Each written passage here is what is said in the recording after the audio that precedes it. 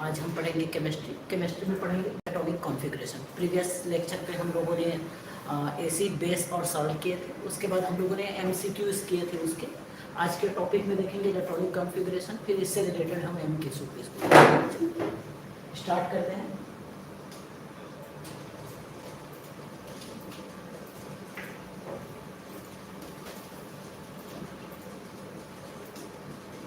तो first electronic configuration कि basically electronic configuration होता क्या चीज़ है। तो इलेक्ट्रॉनिक कॉन्फ़िगरेशन होता है इलेक्ट्रॉन का रीडिस्ट्रीब्यूशन, उसके ऑर्बिटल्स पे, सेल पे कि किसी भी एटम के सेल पे या ऑर्बिटल पे कितने इलेक्ट्रॉन रहेंगे, उसी को लिखने का जो तरीका रहता है उसी को हम लोग बोलते हैं इलेक्ट्रॉनिक कॉन्फ़िगरेशन। इससे हम आगे बात करते हैं। तो अब इलेक्ट्रॉन का डिस्ट्रीब्यूशन होता कैसे है, तो इसका जो डिस्ट्रीब्यूशन जो होता है वो 2 8 8 18 18 32 रूल से होता है। अब ये 2 8 8 18 18 32 रूल क्या है, ठीक है। तो इसमें क्या होता है, इलेक्ट्रॉन का जो अरेंजमेंट है ना, वो इसके वेरियस सेल में, सब सेल पे, ऑर्बिटल पे कैसे रहते हैं, 2 8 8 18 18 32, ठीक है। मतलब आपके जो फॉर्मेट है वो बेसिकली आपके NL के पावर x के फॉर्म पे रहते हैं। वेयर n आपका जो है प्रिंसिपल क्वांटम नंबर है, n आपका एजीमुथ क्वांटम नंबर है, और x जो है वो नंबर है कि कितने इलेक्ट्रॉन रहेंगे। इसको समझने के पहले हमको जाना पड़ेगा पीरियोडिक टेबल पे। हालांकि पीरियोडिक टेबल का एक क्लास आएगा, उसमें हम देखेंगे कि किस तरीके से आपके जो एलिमेंट्स है पीरियोडिक टेबल पे अरेंज रहते हैं, और पीरियोडिक टेबल का जो हम लोग हिस्ट्री है वो देखेंगे कि पीरियोडिक टेबल बनना कैसे स्टार्ट हुआ है। फिलहाल अभी हम ये देखेंगे कि पीरियोडिक टेबल पे ये जो 2 8 18 18 वाला जो रूल है वो कैसे आ रहा है।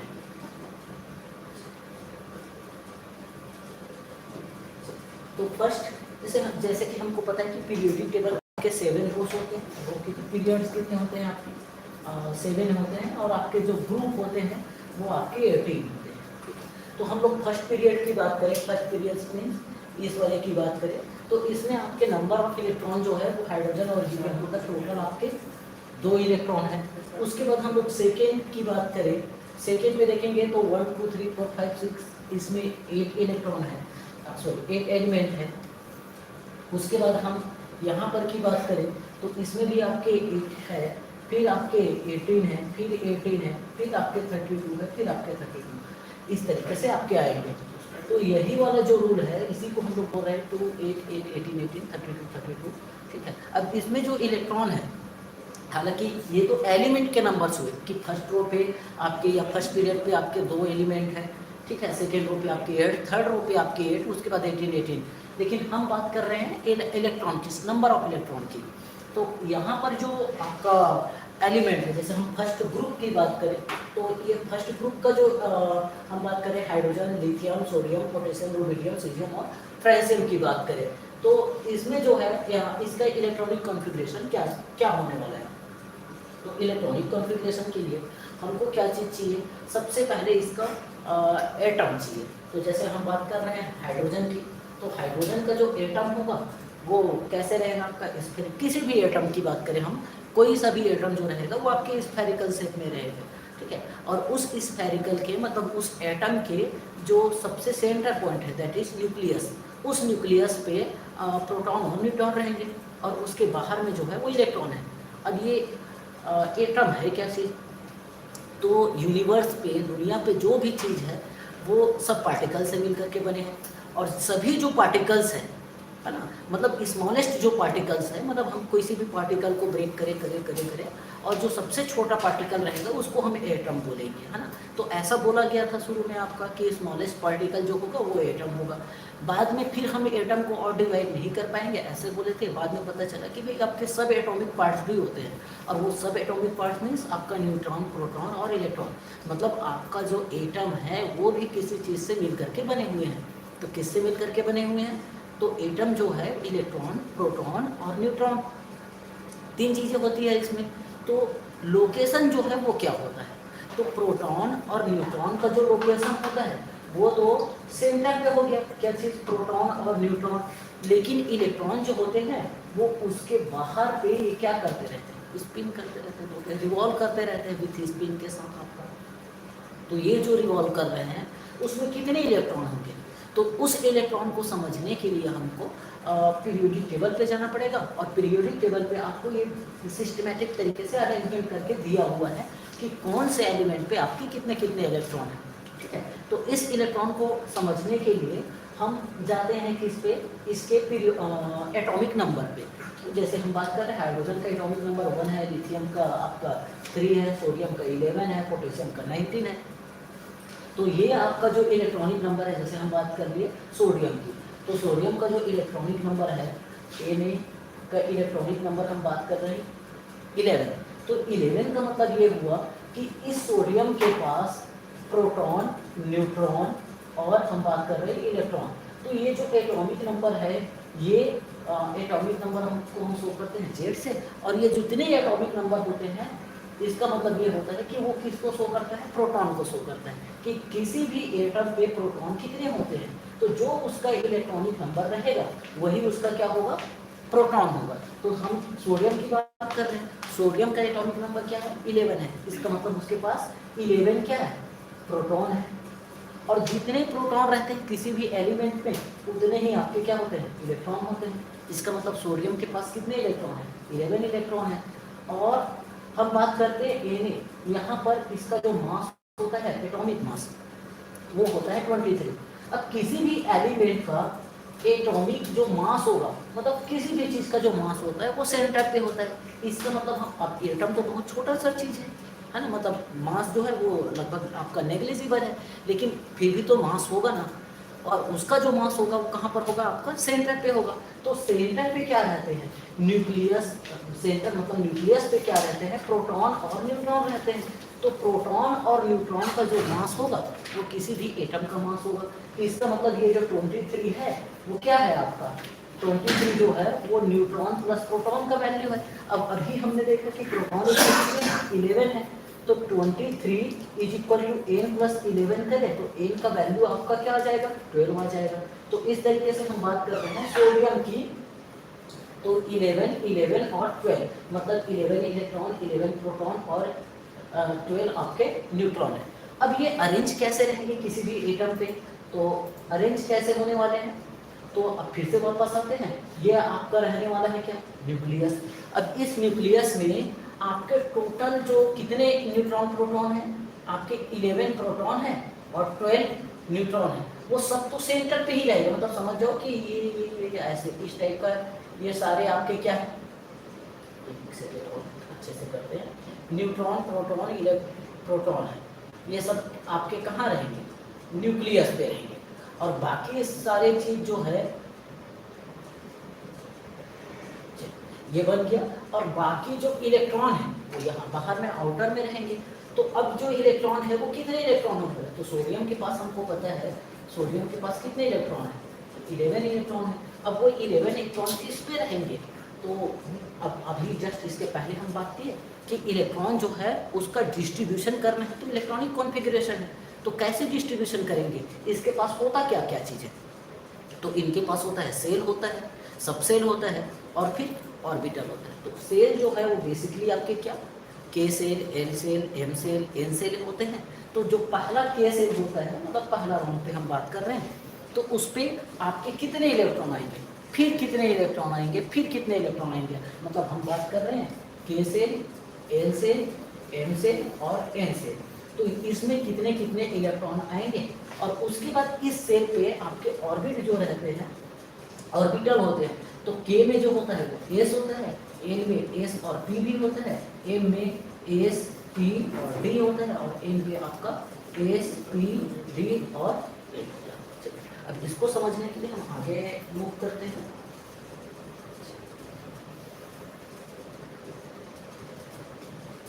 यहाँ पर हम बात करें कि क्या बताना चाह रहे हैं, types of orbital and how many electrons each can contain, कि कौन कौन से ऑर्बिटल होते हैं और किसमें किसमें कितने कितने हो सकते हैं, ऑर्बिटल कितने हो सकते हैं उसके बारे में ध्यान देते हैं। ठीक है, चलिए तो अब हम वापस आते हैं कि हमारे पास ऑर्बिटल में जो इलेक्ट्रॉन है, कैपेसिटी है जो है वो कितना हो सकता है। तो प्रिंसिपल एनर्जी लेवल देखेंगे तो ये आपका एनर्जी लेवल या जो प्रिंसिपल एनर्जी होता है उसको हम 1 2 3 4 बोलेंगे। मतलब ये आपका क्वांटम नंबर को शो करता है, प्रिंसिपल क्वांटम नंबर। हमारे पास 4 क्वांटम नंबर होते हैं। कौन कौन से? प्रिंसिपल क्वांटम नंबर होते हैं, एजीमुथल क्वांटम नंबर होते हैं, और स्पिन क्वांटम नंबर होते हैं, और आपके मैग्नेटिक क्वांटम नंबर होते हैं। ठीक है, तो ये आपके 4 क्वांटम नंबर है। उस प्रिंसिपल क्वांटम नंबर पे मतलब आपका प्रिंसिपल क्वांटम नंबर n जो है वो किसी भी एलिमेंट के किसी भी सेल के एनर्जी को शो करता है, एटम के साइज को शो करता है। तो अभी हम बात कर रहे हैं एनर्जी की, तो किस में एनर्जी कम रहेगा, किस में एनर्जी ज़्यादा रहेगा। तो अगर फर्स्ट पे देखेंगे तो एनर्जी कम रहेगा, सेकेंड पे एनर्जी ज़्यादा रहेगा, थर्ड पे एनर्जी ज़्यादा रहेगा, फोर्थ पे और ज़्यादा रहेगा। मतलब n का वैल्यू बढ़ा तो एनर्जी का लेवल भी क्या होगा, बढ़ेगा। मतलब n का वैल्यू यहाँ पर क्या है, 1 2 3 4। चलिए अब हम बात करते हैं, अगर n का वैल्यू 1 है तो मैक्सिमम नंबर ऑफ इलेक्ट्रॉन जो होते हैं वो हम बात करते हैं 2n² होता है। तो अगर n का वैल्यू 1 है, हम बात कर रहे हैं n, अगर n का वैल्यू 1 है तो मैक्सिमम इलेक्ट्रॉन कितने होंगे, 2n² होते हैं। कितने होते हैं, 2n²। मतलब यहाँ से हम 1 का स्क्वायर करें तो 2 आ जाएगा। अगर हम बात करें n का वैल्यू अगर 2 है तो फिर 2 का स्क्वायर करेंगे 4, 4 2 जा 8 हो जाएगा। अगर हम बात करें n का वैल्यू अगर 3 है तो इसमें 3 3 जा 9 2 जा 18 हो जाएगा।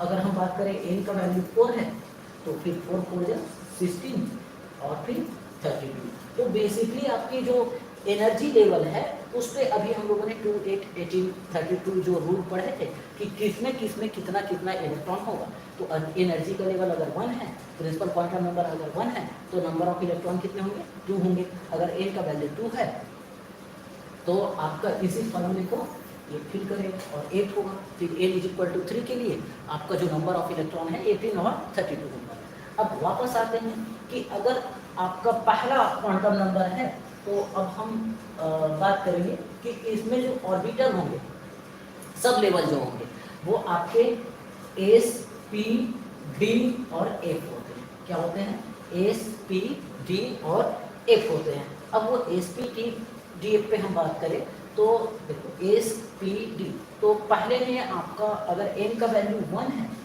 तो वहाँ पर आपका क्या होगा, अगर n का वैल्यू 1 है तो सिर्फ s होगा। अगर n का वैल्यू 2 है तो उसमें s और p दोनों होगा।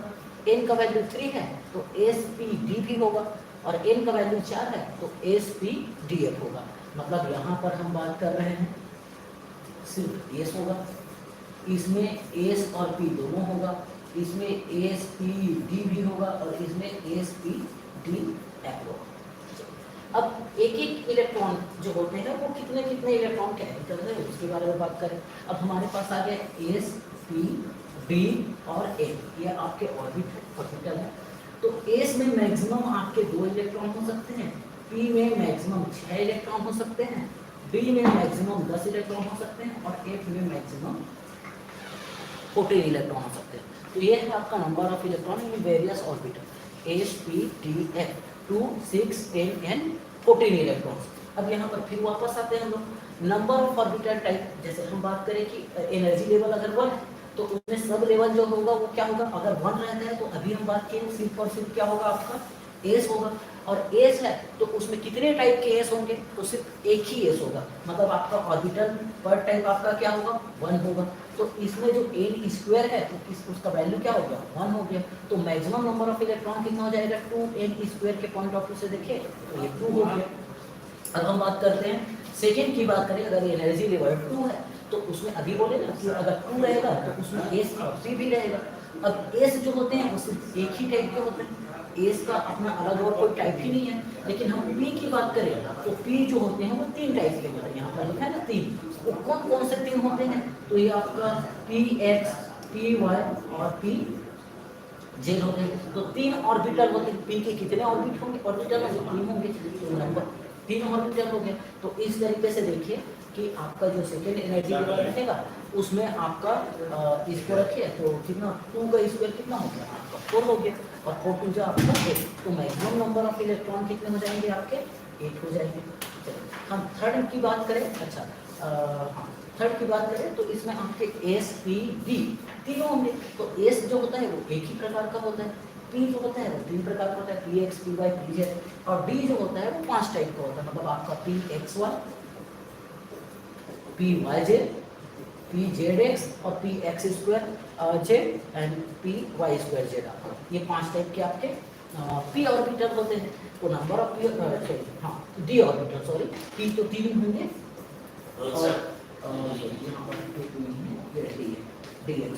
ये कितने टाइप के होंगे आपके 5 टाइप के। तो ये जो 5 लिखा है वो इसी को शो कर रहा है। तो टोटल आपके थर्ड में कितने ऑर्बिट होंगे आपके, अगर प्रिंसिपल एनर्जी लेवल 3 है, अगर प्रिंसिपल क्वांटम नंबर 3 है तो कितने एस पी डी के कितने ऑर्बिट होंगे, तो एस के होंगे 1, पी के होंगे 3 और डी के होंगे 5। तो टोटल आपका 9 ऑर्बिट होगा।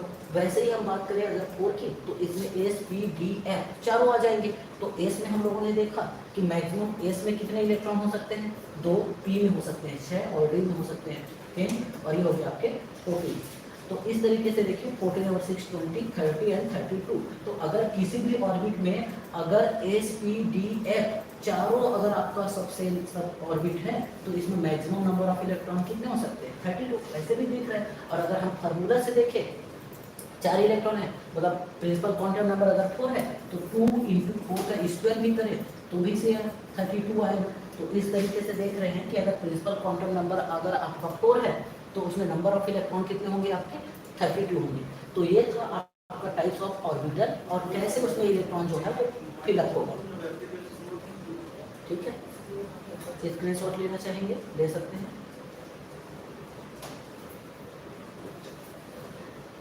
आगे हम बुक करते हैं कि अब इलेक्ट्रॉन जो है वो कैसे होते हैं। तो एक रूल होता है उसको पहले देखते हैं।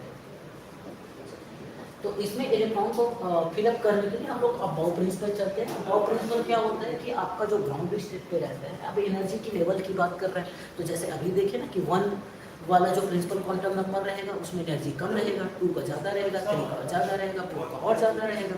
ठीक है, उसी तरीके से हम लोग एस पी डी एफ की बात करें तो एस में एनर्जी कम, पी में एनर्जी ज़्यादा, डी में एनर्जी और ज़्यादा और एफ में एनर्जी और भी ज़्यादा रहेगा। तो इस तरीके से देखें कि आपका जो इलेक्ट्रॉन जो होगा वो सबसे पहले कम एनर्जी वाले ऑर्बिटल में पहले जाएगा। जैसे हम बात करें मेरे पास 1s है और 2s है तो पहले इलेक्ट्रॉन किस में जाएगा 1s में जाएगा। अगर मेरे पास 3p है 3d है तो पहले किस में जाएगा 3p में जाएगा फिर 3d में जाएगा। अगर मैं बोल रहा हूँ मेरे पास 2p भी है और 3p भी है तो पहले किस में जाएगा आपका 2p में जाएगा। पर इस तरीके से हम नंबर को देख करके ये नहीं बोल सकते कि नंबर अगर कम है तो उसमें उसका एनर्जी कम है। तो उसके एनर्जी को हमको समझने के लिए थोड़े से आगे जाना पड़ेगा। तो अबाउ प्रिंसिपल के बेसिस पे कौन कौन से क्या क्या इलेक्ट्रॉन होते हैं उसको पहले देखते हैं। वैसे तो होना चाहिए आपका, हम बात करते तो पहले आएगा 1s, फिर आएगा आपका 2s, फिर आपका आएगा 2p, फिर आपका आएगा 3p, फिर आपका आएगा 3d, फिर आपका आता 4s, 4p, 4d, फिर 4d, फिर 4f, फिर आपका 5s, 5p, 5d और फिर आपका 5f, फिर 6s, 6p, 6d। इस तरीके से आपका आगे बढ़ना चाहिए, मतलब इलेक्ट्रॉन पहले किस पे जाना चाहिए 1s पे जाना चाहिए, फिर 2s पे, फिर 2p पे, 3p पे, 3d पे, 4s पे, 4p पे।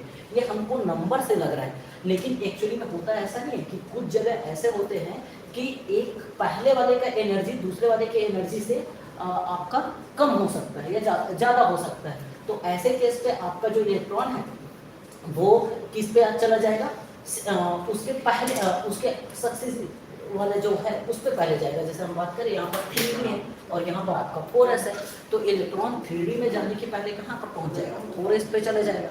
तो बात आई कि हम एनर्जी को पहचानेंगे कैसे कि किसका एनर्जी कम है किसका एनर्जी ज़्यादा है। ठीक है, तो यहीं पर आया है आपका अबाउ प्रिंसिपल।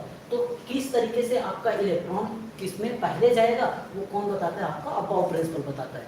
इस प्रिंसिपल को समझने के लिए पहले हम एक रूल और समझते हैं जिसको हम लोग बोलते हैं n+n रूल बोलते हैं। इस रूल में हम लोग एनर्जी को इसी को ही देखेंगे कि एक्चुअल में ये जो फॉर्मेट जो दिख रहा है आपको पिक्चर में वो आपको कैसे बना होगा। ठीक है, तो n और n+ रूल को पहले समझने के लिए हमको लिखना है n और n+n। जैसे आपको दे दिए है कोई भी जैसे ये 1s है, क्या दिया हुआ है आपको 1s। 1s और 2s में आपको पहचानना है कि एनर्जी किसका कम है, 1s का एनर्जी कम है कि 2s का एनर्जी कम है। यहाँ पर तो पहले 1s लिखा है तो डायग्राम से तो आप पहचान जाएंगे कि 1s का एनर्जी कम है, 2s का एनर्जी ज़्यादा है, मतलब इलेक्ट्रॉन जो है वो 1s में जाएगा, फिर उसके बाद आपका 2s में जाएगा। लेकिन आपको पिक्चर फॉर्म पे या अबाउ प्रिंसिपल आपको छपा छुपाया तो नहीं रहेगा, पर आप जानेंगे कैसे कि 1s पहले आएगा कि 2s पहले आएगा। तो इसके लिए किसी भी ऑर्बिट को जब हम देखते हैं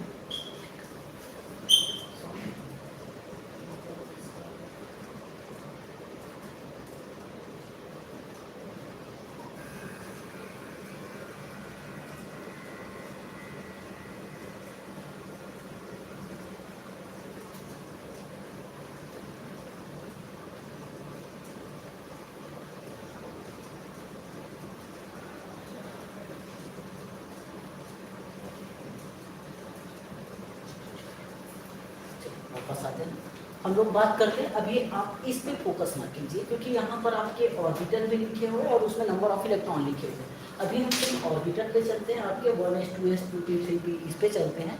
तो इस पे हम जो देखते हैं कि जो नंबर लिखा है 1 2 3 4 5 जो भी नंबर लिखा हुआ है वो किसका वैल्यू है, आपका m। तो किसी भी ऑर्बिटल के नेम पे जो नंबर होते हैं वो प्रिंसिपल क्वांटम नंबर होते हैं, ठीक है।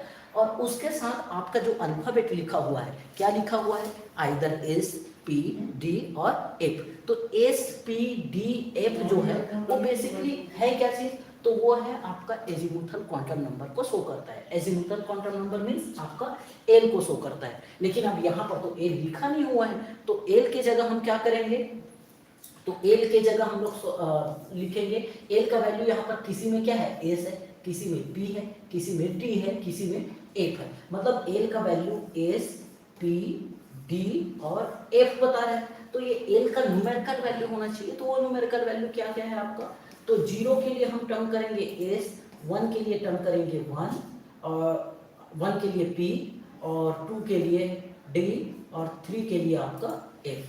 तो अब हम बात करते हैं, जैसे हमने बोला 1s 2s, तो 1s में 1 जो है वो प्रिंसिपल क्वांटम नंबर को शो कर रहा है, मतलब 1 हुआ, ठीक है। और s का मतलब क्या हो रहा है, एजीमुथल क्वांटम नंबर, मतलब s को हम अगर नंबर फॉर्म पे देखें तो ये हो रहा है 0। तो इस तरीके से हम बात कर रहे हैं 1s। इस 1s में n का वैल्यू 1 और s का वैल्यू क्या है 0। तो n प्लस n मतलब आपका 1 प्लस 0 क्या हो गया, 1 हो गया। अगर हम बात करें 2s की बात करें तो यहाँ पर n का वैल्यू क्या हो रहा है आपका 2 और s का वैल्यू क्या हो गया 2, ये हो गया, ठीक है। और हम बात करें इसी में अगर 2p की बात करें, किसकी बात करें, 2p की बात करें, तो यहाँ पर प्रिंसिपल क्वांटम नंबर तो आपका 2 होगा और p का वैल्यू आपको क्या दिख रहा है 1 दिख रहा है, 1 हो गया। तो 2 और 1 आपका क्या हो गया 3। अब इन तीनों से एनालिसिस करते हैं हम लोग किसमें किसके, कि 1s 2s और 2p कि आपका जो इलेक्ट्रॉन है वो पहले किस पे जाएगा, जिसका एनर्जी कम होगा उसमें इलेक्ट्रॉन पहले जाएगा। तो अगर हम 1s की बात करें तो 1s में n प्लस n का जो वैल्यू है वो कितना है 1 आया। 2s की बात करें तो 2 आया, और 2p की बात करें तो एनर्जी कितना आ गया आपका 3 शो कर रहा है। तो minimum value n plus n का किसका है 1s का है। तो इसका मतलब इलेक्ट्रॉन किस पे पहले जाएगा 1s पे जाएगा, फिर किस पे जाएगा 2s पे जाएगा, फिर किस पे जाएगा 2p पे जाएगा। फिर उसके बाद अगर हम 3p का देखना चाहें तो 3p में 3 होगा और ये आपका क्या होगा 1 होगा, तो ये 4 हो जाएगा। तो इसके बाद आपका 3p जाएगा। अब हम बात करते हैं 3D में और 4s पे। यहाँ पर थोड़ा सा कंफ्यूजन वाला है, स्क्रीनशॉट लेना है ले सकते हैं। अब हम बात करते हैं 3D। अच्छा, एक n और n प्लस n,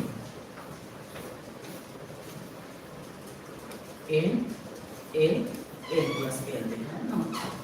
तो हम बात कर रहे हैं 3D की और हम बात कर रहे हैं 4s की। अगर हम लिखना चाहे तो कैसे लिखेंगे, आपका 1s 2s 2p 3s 3p 3d, फिर उसके बाद आता है आपका 4s 4p 4d। तो इस तरीके से यहाँ तक तो कोई दिक्कत नहीं था, 3p का सेम गया। लेकिन यहाँ पर ये 3D और 4s में क्या 3D पहले आएगा या 4s पहले आएगा, इसी को हमको चेक करना है। तो 3D में n का वैल्यू क्या है 3, ठीक। 4s में n का वैल्यू क्या है? 4 है। अच्छा, d मतलब क्या होता है? फिर से पढ़े थे, s p d f। f का वैल्यू, s का वैल्यू 0, p का वैल्यू 1, d का वैल्यू 2, f का वैल्यू 3। तो यहाँ पर d का वैल्यू क्या है? 2 है, तो d का वैल्यू यहाँ पर 2 रखते हैं, और यहाँ पर s का वैल्यू क्या हो गया? 0 हो गया। तो n प्लस l देखिए तो ये आया 5 और ये आ गया आपका 4। तो एनर्जी किस n प्लस l का वैल्यू किसके लिए कम है? 4s के लिए कम है। इसका मतलब 4s का जो एनर्जी है वो कम है किससे? 3d से। इसका मतलब जब हम इलेक्ट्रॉनिक कॉन्फ़िगरेशन लिखेंगे किसी भी एलिमेंट का, और अगर उसमें s और d दोनों के लिए आपके इलेक्ट्रॉन है, तो पहले इलेक्ट्रॉन किस में जाएगा? 4s में जाएगा, फिर उसके बाद आपका क्या आ जाएगा? 3d में जाएगा। तो यहाँ पर हम जो ये देख रहे हैं 4s यहाँ पर लिखे हैं, तो इलेक्ट्रॉन पहले यहाँ पर आएगा, फिर ये आपका बाद में यहाँ पर आएगा, ये इसकी जगह ले लेगा। फिर हम बात करते हैं 4p की बात करें या 4d की बात करें। तो अगर हम 4p की बात करें तो इसमें ये हो जाएगा 4 और p का वैल्यू होता है 1, तो ये आ जाएगा 5। अच्छा, अब एक प्रॉब्लम आ गया आपका, कौन सा? आपका 3d और 4p। 3d का जो भी वैल्यू है वो 5 है, और 4p का भी वैल्यू क्या है? 5। ये दूसरा कंडीशन। पहले कंडीशन पे हम लोग तो क्या देख रहे हैं कि जिसका एनर्जी कम वो पहले दिखाएगा, मतलब इलेक्ट्रॉन पहले उसमें जाएगा, और जिसका एनर्जी ज़्यादा है इलेक्ट्रॉन उसमें बाद में जाएगा। लेकिन अब यहाँ पर तो किसमें? 3d और 4p एनर्जी का बात करें तो दोनों में एनर्जी क्या है? n प्लस l रूल के थ्रू इक्वल है। अब बात आएगा जब इक्वल है तब इलेक्ट्रॉन किसमें पहले जाएगा? तो जब n प्लस l में वैल्यू जब इक्वल हो जाए तो उस केस पे हम लोग चेक करेंगे n का वैल्यू। अगर n प्लस, पहले n का वैल्यू चेक नहीं करेंगे, पहले n प्लस l देखेंगे, जिसका कम है उसमें जाएगा।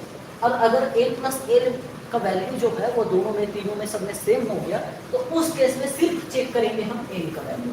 n का वैल्यू जिसमें कम है उसका एनर्जी लेवल को हम क्या समझेंगे? कम समझेंगे, मतलब इलेक्ट्रॉन पहले किस पे जाएगा? उस पे जाएगा। तो यहाँ पर n प्लस l दोनों में क्या है? सेम है। अब सेम आ गया, हम सिर्फ n चेक करेंगे, तो n चेक करते हैं तो 3d में n का वैल्यू क्या है? 3, और 4p में n का वैल्यू क्या है? 4।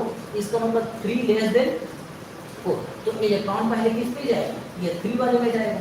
3 वाले में जाएगा मतलब आपका 3d में जाएगा, और 4 वाले मतलब आपका 4p में जाएगा। तो इस तरीके से जितने भी नंबर हैं आपके 1s, 2s, 3s, 4s, 5s, 6s, 7s, 8s, है ना, 4, 3p, 2p, 3p, 4p, जो भी है, 3d, 4d, 5d, 4f, 5f, जितने भी नंबर हैं उन सब नंबर को अगर हम देखें तो उसको इस अरेंजमेंट में हम लोग लिख सकते हैं। तो वो अरेंजमेंट क्या है? ये अरेंजमेंट। तो इसको बनाना कैसे है? बनाने के लिए आप 1s, 2s, 3s, 4s, 5s, 6s सबको लिखते चलिए एक लाइन से। अब हमको पता है कि फर्स्ट वाले में क्या होता है, अगर n का वैल्यू 1 होता है तो उसमें सिर्फ s होता है, तो इसलिए n का वैल्यू अगर 1 है तो उसमें सिर्फ और सिर्फ क्या आएगा? s आएगा। जब n का वैल्यू 2 होता है तो हम देखते हैं s और p दोनों आता है, तो जब हमने 2 लिखा, सेकेंड रो में बात करेंगे तो इसमें 2s और 2p दोनों आएगा। जब हम बात करेंगे n = 3 तो उसमें s, p और d ये 3 आएंगे। तो यहाँ पर 3 वाले में 3s, 3p, 3d ये भी आएगा। और हम जब n = 4 की बात करेंगे तो s, p, d और f इसकी बात करेंगे तो 4 वाले में 4s, 4p, 4d और 4f भी आएगा। उसके बाद 5s, 5p, 5f ये सब चीज़ लिखते चलेंगे। अब उसके बाद जो है उसको सारे को हम लोग डायगोनल लाइन ऐसे ड्रॉ कर देंगे, ठीक है। अब उसके बाद जब ये लाइन ड्रॉ हो जाएगा तब हम क्या करेंगे? एक यहाँ से एक बीच में एक और लाइन ड्रॉ करेंगे। कैसे? यहाँ एक लाइन और ड्रॉ कर लीजिए आप इस तरीके से। अब क्या हुआ? 1s से गया तो पहले इलेक्ट्रॉन किस में जाएगा? 1s में जाएगा। 1s से ये कहाँ आ जाएगा? घूम करके इधर आ जाएगा, और फिर किस पे जाएगा? आपका 2s पे जाएगा। 2s के बाद ये वापस ऐसे घूमते हुए वापस किस पे जाएगा? 2p पे जाएगा। 2p के बाद आपका किस पे आ जाएगा? 3s पे आ जाएगा। ये 2p 6, फिर आपका 3 पे आ जाएगा। अब ये 3 के बाद आपका किस पे चला जाएगा? 3s के बाद आपका 3p में आ जाएगा। 3p के बाद आपका 4s में आ जाएगा। 4s के बाद आपका 3d में चला जाएगा, 3d के बाद आपका जाएगा 4d के बाद आपका 5p में आ जाएगा, 5p के बाद आपका 6s में आ जाएगा, 6s के बाद आपका 4f में आ जाएगा, 4f के बाद 5p में आ जाएगा, 5p के बाद 6p में आ जाएगा, 6p के बाद 7s में आ जाएगा, 7s के बाद आपका ये पहुंच जाएगा 5f में पहुंच जाएगा, 5f के बाद 6d आएगा, 6d के बाद आपका 7p आ जाएगा, 7p के बाद आपका 6f आ जाएगा, 6f के बाद 7d आ जाएगा, 7d के बाद आपका फिर हम लास्ट में पहुंचेंगे तो 7f आ जाएगा। तो इस तरीके से जब हम ऐसे देखते हैं तो हमको इजी हो जाता है। और ये जो फॉर्मेट जो बना है अभी ये इनपुट देखें उसी के बेसिस पे आपका ये बना है। तो ये जो है अबाउट प्रिंसिपल है कि आपका इलेक्ट्रॉन जो है कैसे कनेक्ट होगा, इसलिए सब केमिस्ट्री की जरूरत नहीं पड़ेगी। वापस आते हैं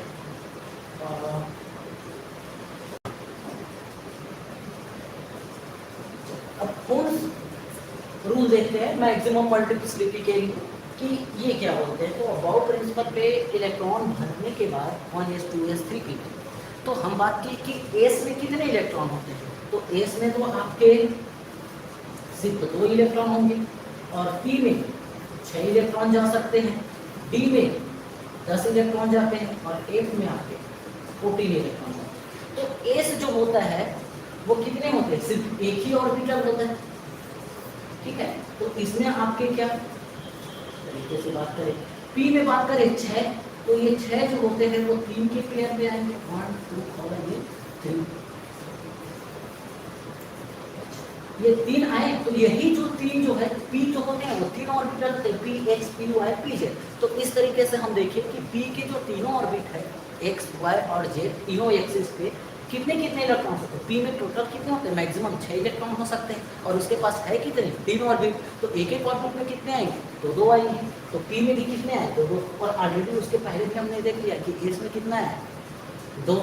d में कितने होते हैं, तो d में 5 ऑर्बिट होते हैं आपके d x y d y z इस तरीके से 1 2 3 4 ऑर्बिट 5 देखते हैं। तो सब में आपके क्या रहते हैं 2 रहते हैं। तो इस तरीके से देखिए तो d में भी कैसे कितने कितने आ रहे हैं एक एक ऑर्बिट पे उसके d x y में d y z में d z x में कितने आ रहे हैं 2 आ रहे हैं। तो वैसे हम बात करें एक में भी तो एक में भी कितने 7 के आपके 2 पेयर के आपके 7 ऑर्बिट होते हैं ऑर्बिटल। तो उसी चीज को हम क्या बोलते हैं हून्स रूल ऑफ मैक्सिमम मल्टीप्लिसिटी कि आपका जो फिलिंग ऑफ इलेक्ट्रॉन जो है वो ऑर्बिटल में कैसे होता है। तो हम बात कर रहे हैं एस की, चाहे वो 1s हो चाहे 2s हो चाहे 3s हो। एस में तो किसी 2 ही इलेक्ट्रॉन रहेंगे ना, 1 तो उसका क्या कहलाता है आपका प्रिंसिपल क्वांटम नंबर ही कहलाता है। तो 1s में नंबर ऑफ इलेक्ट्रॉन कितने होंगे 2 होंगे, 2s में भी कितने होंगे 2 होंगे। p में इलेक्ट्रॉन 6 जरूर होंगे लेकिन उनके इलेक्ट्रॉन कैसे रहेंगे एक एक इलेक्ट्रॉन पहले ऐसे जाएंगे, ठीक है। अब उसके बाद ये देखो ये क्या बताता है कि किसी भी ऑर्बिट में मैक्सिमम 2 इलेक्ट्रॉन हो सकते हैं। कितने इलेक्ट्रॉन हो सकते हैं, जैसे एस में बात करें 2, एस में भी बात करें 2, पी में भी 2 हो सकते हैं। टोटल पी में 6 होंगे लेकिन पी के P X P Y P Z तो उसमें 2 हो सकते हैं। और ये दोनों इलेक्ट्रॉन जो होते हैं वो सेम टाइम पे उनका जो स्पिन रहेगा वो रिवर्स रहेगा, उल्टा रहेगा एक दूसरे की। अगर एक क्लॉकवाइज घूम रहा है तो एक एंटी क्लॉकवाइज घूमेंगे। और ये जो है वो पूरे रोटेट नहीं करेंगे, एक हाफ करेंगे तो दूसरा सेकेंड हाफ करेगा, फिर रोटेट करेगा फिर रोटेट करेगा। तो इसीलिए ये जो इलेक्ट्रॉन का अप एंड डाउन मोशन जो आपको ये एरो हेड पे दिख रहा है, एक एरो हेड ऊपर और एक एरो हेड नीचे, तो इसका मतलब ये है कि जो इलेक्ट्रॉन का जो स्पिन है वो अपोजिट साइड में हो रहा है। अब इसको कैसे फिलअप करेंगे, जैसे एक एस में आपके एस में तो मैक्सिमम 2 ही इलेक्ट्रॉन रहते हैं और एस एक ही रहेगा, तो एस में मैक्सिमम 2, पी में मैक्सिमम 6 हो सकते हैं लेकिन उसमें कितने रहेंगे आपके 2 रहेंगे। लेकिन वो भी 2 इलेक्ट्रॉन कैसे हो सकते हैं, तो वो भी 2 इलेक्ट्रॉन सपोज किसी में 3 इलेक्ट्रॉन है तो वो 3 इलेक्ट्रॉन 2 इसमें और एक इसमें ऐसे पॉसिबल नहीं है। तो पहले इसको क्या करना पड़ेगा, तीनों में एक एक होंगे। अगर पी में 3 ऑर्बिटल है तो 3 ऐसे सपोज पी में 1 ऑर्बिटल है तो ये कंडेंसर रहेगा, पी में 2 ऑर्बिटल है तो ये कंडेंसर रहेगा, पी में 3 ऑर्बिटल 3 इलेक्ट्रॉन है तो ये ऐसे रहेगा। अब पी में 4 इलेक्ट्रॉन है तो ये ऐसे होगा, 5 इलेक्ट्रॉन है तो ऐसे रहेगा, 6 इलेक्ट्रॉन है तो ऐसे रहेगा। तो उसी को ही दिखाया है। जैसे यहाँ पर देखो ये आपका क्या है, यहाँ पर एक बार क्लिक करते हैं, ये आपका इलेक्ट्रॉनिक कॉन्फ़िगरेशन देखिए, तो ये है आपका 1s2 2s2 बस हो गया, इसमें फिर कुछ नहीं है। इसकी बात करें तो ये हो रहा है आपका 1s2 2s2 2p1 हो जा रहा है। यहाँ पर बात करें तो ये हो जाए आपका 1s2 2s2 2p2 हो गया। वैसे ये 2p3 आएगा, इसमें 2p4 आएगा। तो इस तरीके से आपका जो इलेक्ट्रॉन जो है वो आपके ऐसे फिलअप होते रहते हैं। आगे देखते हैं थोड़ा सा, ये हुन्स का एक क्वेश्चन देखते हैं, इससे क्लियर हो जाएगा। जैसे इस क्वेश्चन पे हमको दिया है कार्बन इलेक्ट्रॉन का कॉन्फ़िगरेशन, तो हम कर रहे हैं कार्बन की, तो कार्बन का एटॉमिक नंबर होता है 6, तो 6 एटॉमिक नंबर होता है। इसका मतलब ये है कि इनके पास 6 इलेक्ट्रॉन है। अब वो 6 इलेक्ट्रॉन का डिस्ट्रीब्यूशन कैसे होगा, तो इसके पहले किस पे जाएंगे, पहले सेल पे। तो हम लोग देखें n का वैल्यू अगर 1 है तो इसमें कितने इलेक्ट्रॉन आ सकते हैं, 2, और n का वैल्यू अगर 2 है तो इसमें मैक्सिमम इलेक्ट्रॉन कितने आ सकते हैं, 2 2 जा 4 2 जा 8। तो इस तरीके से टोटल कितने इलेक्ट्रॉन, 10। तो इसके पास 10 इलेक्ट्रॉन तो है नहीं, है कितने इलेक्ट्रॉन, 6 इलेक्ट्रॉन। तो ये 2 में से 2 इलेक्ट्रॉन तो इसका हो गया, लेकिन इसके सेकेंड वाले में से 8 इलेक्ट्रॉन की जगह सिर्फ और सिर्फ कितने इलेक्ट्रॉन होंगे, 4। तभी तो 4 और 2 6 इलेक्ट्रॉन होंगे। अब ये 6 इलेक्ट्रॉन मतलब n=1 में इसके 2 इलेक्ट्रॉन रहेंगे और n=2 वाले से इनके 4 इलेक्ट्रॉन रहेंगे।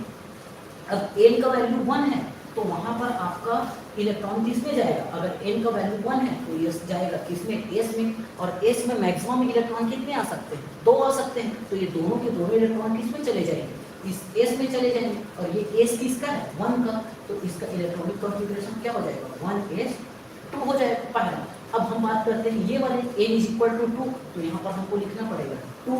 अब ये 2 का जो है वो 4 इलेक्ट्रॉन है। अब इसके पास क्या होंगे, एस भी होंगे और पी भी होंगे। तो एस में कितना इलेक्ट्रॉन जाएगा, इसका 2 इलेक्ट्रॉन जाएगा, ठीक है। तो सेकेंड वाले 2 का एस में जो इलेक्ट्रॉन है वो तो 2 जाएगा, लेकिन यही 2 के n=2 के पी में कितना इलेक्ट्रॉन जाएगा। तो पी में हम लोगों ने, पी में हमको पता है कि मैक्सिमम कितना हो सकता है, 6, लेकिन इसके पास अवेलेबल कितने हैं, इस 4 में से 2 दे दिए, तो आपके अवेलेबल इलेक्ट्रॉन कितने हैं, 2 है। तो हम कार्बन का इलेक्ट्रॉनिक कॉन्फ़िगरेशन देखें तो क्या मिलेगा, 1s2 2s2 2p2। तो अब हम s का बनाएं तो ये 1s हुआ, ऑर्बिटल सेट में बनाएं ये 2s हुआ, और 2p को हमको कैसे बनाना पड़ेगा, p जो होता है वो 3 पार्ट में बनेगा, px py और pj। तो इसको भरने का तरीका क्या होगा, 1s तो पूरा कंप्लीट है, तो एक ऊपर एक नीचे इलेक्ट्रॉन स्पिन के कारण, 2s वाला भी फिलअप है तो ये रहेगा, लेकिन 2p2 तो इसको एक ही में दोनों इलेक्ट्रॉन को फिलअप नहीं करेंगे, ये इसके 2 ऑर्बिट पे जाएंगे। तो वही चीज, ये तो कंप्लीट है, सही है, ये भी सही है आपका। अब ये 2 देखो, इसलिए क्या ये दोनों इलेक्ट्रॉन एक में नहीं हो सकते, तो ये आपका क्या दिखा दिया, सही दिखा दिया, राइट है। ये देखो इसको अप एंड डाउन किए। अब इसका जो मोशन है p का वो ऊपर भी हो सकता है और नीचे भी हो सकता है। हाँ ये याद रखना, जब पहले में फिलअप करेगा तो दोनों जो है, तीनों जो है वो सेम डायरेक्शन पे रहेगा, चाहे वो अप डायरेक्शन पे हो चाहे डाउन डायरेक्शन पे। तो पहले वाले में अप में दिखा दिया, दूसरे वाले में डाउन में दिखा दिया, ये भी सही है आपका। लेकिन हम थर्ड वाले की बात करें, ये तो सही है, ये भी सही है। अगर ये पेयर रहता तब ये डाउन डायरेक्शन दिखाता, ये पेयर रहता तब डाउन डायरेक्शन दिखाता। लेकिन ये यहाँ पर हम क्या बात कर रहे हैं, ये 2 इलेक्ट्रॉन तो है, सही है, लेकिन एक अप डायरेक्शन पे और एक डाउन डायरेक्शन पे है। तो इसको क्या होना था, सिंगल तो होना था, इसको सिंगल तो होना था, लेकिन ये क्या है, गलत है। ये अगर ऐसे होता या अगर ये ऐसे होता, दोनों डाउन में होता या दोनों अप में होता, तब ये सही होता था। लेकिन यहाँ पर क्या है, दोनों का स्पिन क्या है, 2 अलग अलग सेट का px और py का आपका जो स्पिन है अपोजिट डायरेक्शन पे, तो ये आपका क्या हो गया, आपका रॉन्ग हो गया। सेम यहाँ पर भी, इसमें तो गलती क्या हुआ है, 1s2 सही है, ये भी सही। अब 2p2 हो तो रहा है, लेकिन आपके दोनों इलेक्ट्रॉन एक ही में नहीं आ सकते जब तक कि तीनों आपका हाफ कंप्लीट न हो जाए। तो ये इलेक्ट्रॉन को यहाँ आना था और इसको अप डायरेक्शन पे होना था। तो अगर ये ऐसे होता तब सही होता, इसका मतलब ये भी आपका क्या है, गलत। तो होप आपको समझ में आया होगा कि SPDF में कैसे इलेक्ट्रॉन फिलअप करते हैं। ठीक है, आगे हम लोग प्रैक्टिस में देखेंगे, MCQs में देखेंगे कि किस किस एलिमेंट में इलेक्ट्रॉनिक कॉन्फ़िगरेशन कैसे होता है। बचा हुआ कुछ कॉन्सेप्ट जो है वो आपके MCQs में कवर हो जाएंगे। इतना जो कॉन्सेप्ट है आपका SPDF के बारे में है ना, थोड़ा सा इसमें नॉलेज बच जाएगा आपका, थोड़ा सा क्वांटम नंबर का, हालांकि मैंने उसमें ऐड कर दिया है। फिर भी से अगर कोई डाउट होगा तो हम MCQs वाले जब सीरीज़ करेंगे उस पर इसको कवर करेंगे। Okay, thank you.